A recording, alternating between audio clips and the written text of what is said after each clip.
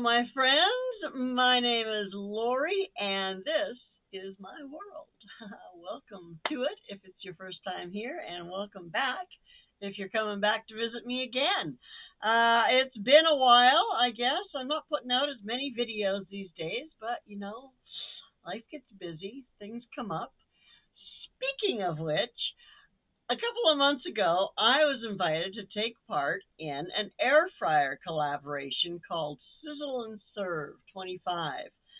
This collaboration is hosted by Jamie's Country Living, Life in the Piedmont Homestead, and Gail's Southern Living. So that is Jamie and Tina and Gail, all fantastic channels. I'm going to leave links for them. And they have come up with this fantastic idea to share air fryer recipes. Now, it's pretty easy. You have to include the hashtag, which I have included, and which is also right there above my head. Sizzle and Serve 25. And let's see what else going on here. So yes, Jamie, Tina, and Gail.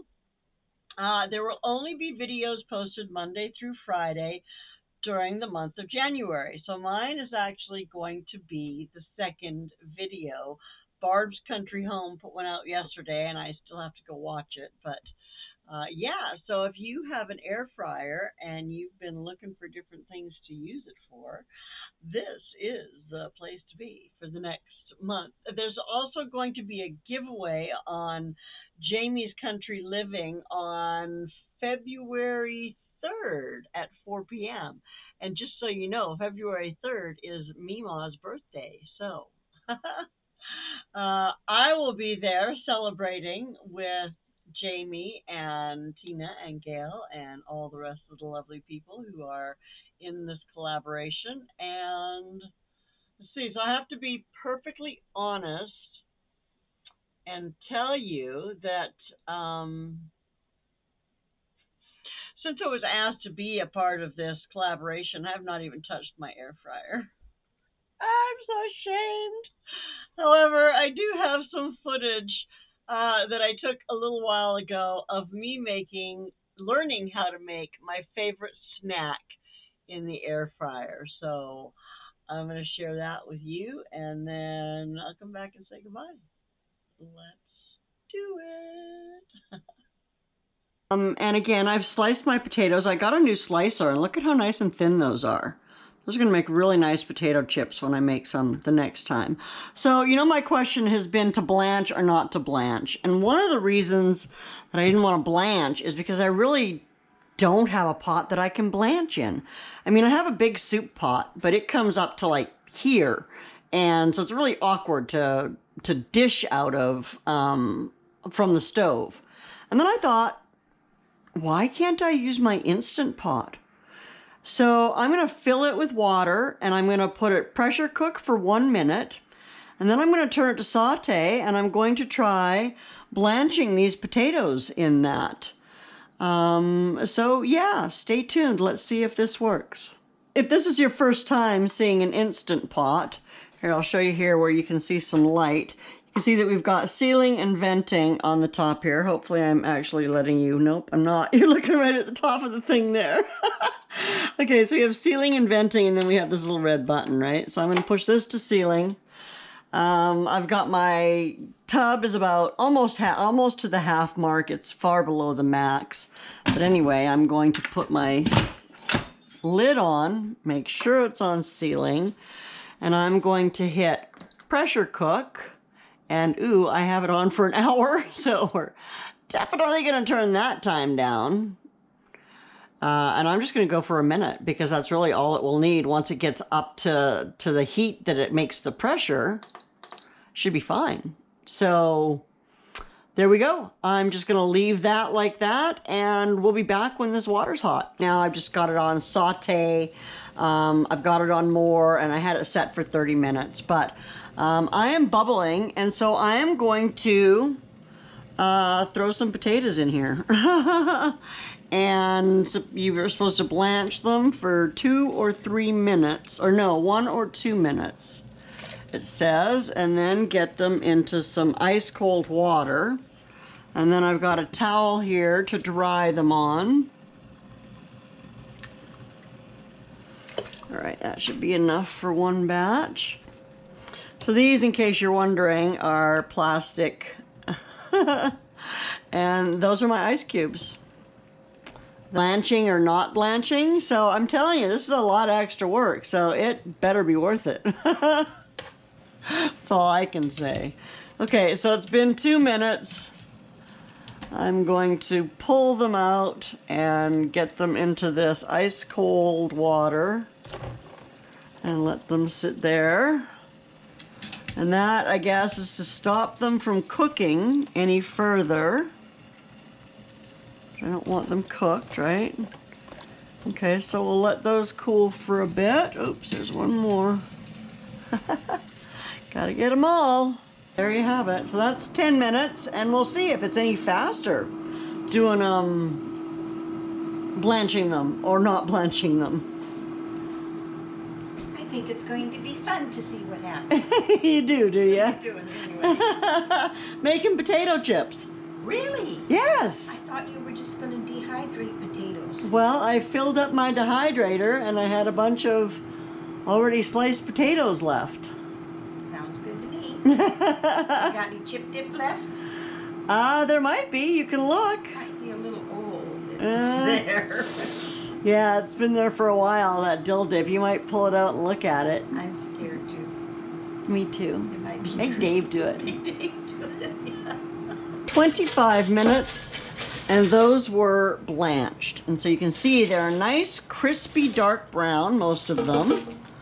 Some of them didn't quite get cooked all the way through. That's 25 minutes. So maybe the batch was a little bit large. So this next time, okay, these ones are not blanched, but I'm putting them in anyway. And I'm gonna do them at the same temperature, but I think I'll try a little bit smaller batch. So let's get them, well, it is a smaller batch, isn't it? Throw those in there. Get that drained. Wipe those hands.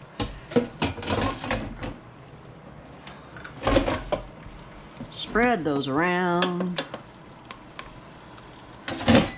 And then we're gonna hit start, French fry. Start, on, French fry, start. And let's throw a little bit of salt on these babies.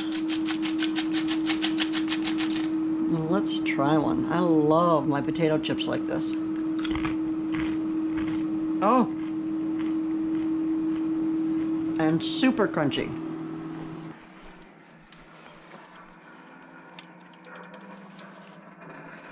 Got some potato chips? You got pepper on them? No. Alright. Some of them didn't quite get cooked, and some of them are...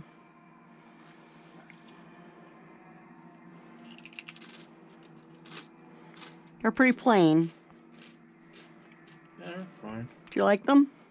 Oh yeah, aren't they supposed to be hard though?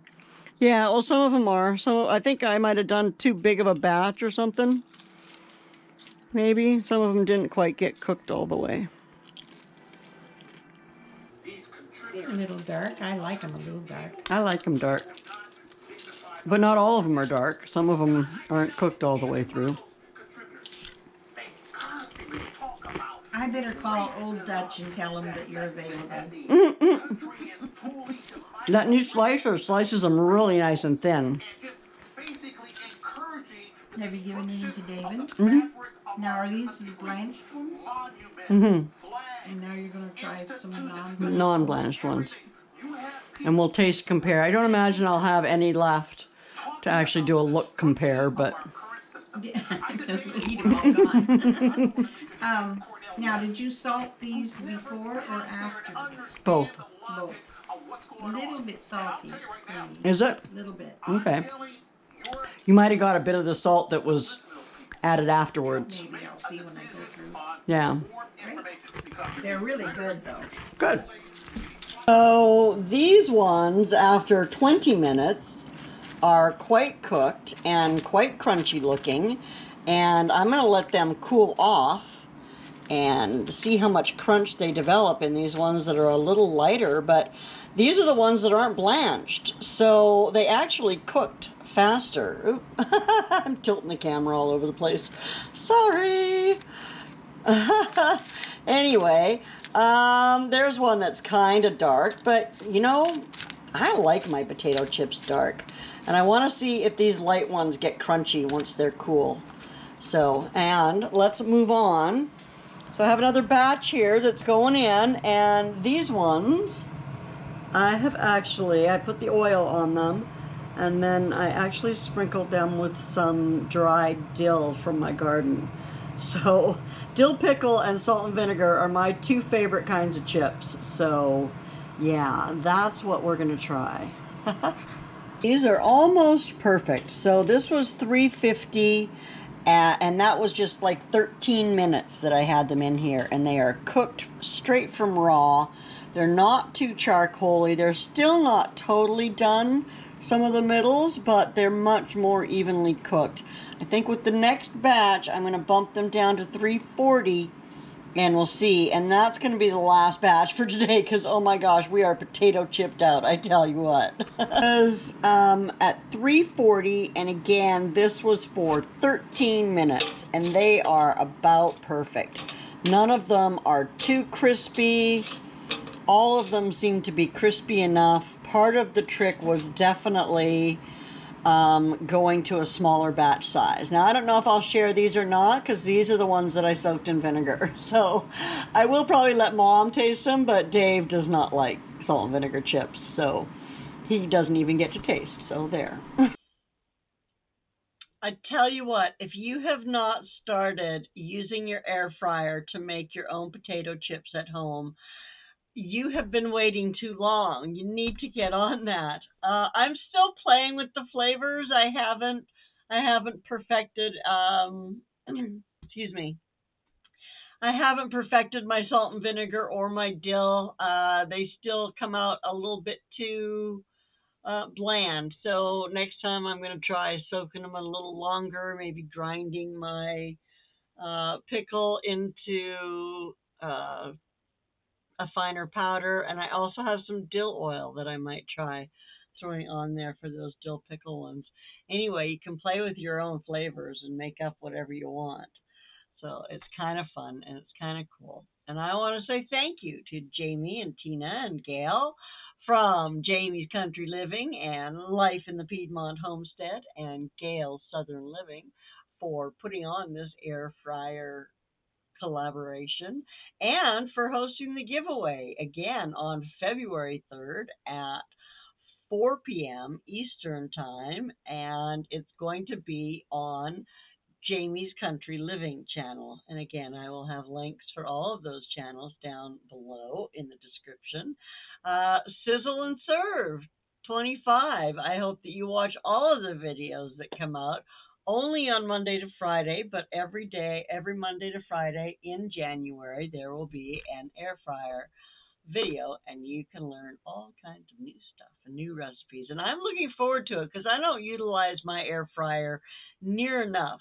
So I want to find some new ways to use it and all that jazz. So anyway, thanks for watching. And if you haven't yet, you should subscribe. Hit that thumbs up button and share. You can share. You can share with somebody, share with a friend, share this whole collaboration out with all your friends. That would be just perfect. Anyway, thanks so much for coming and hanging out with me today. I do appreciate you every single time that you come and hang out with me, and I hope that you take good care of yourself. Bye now.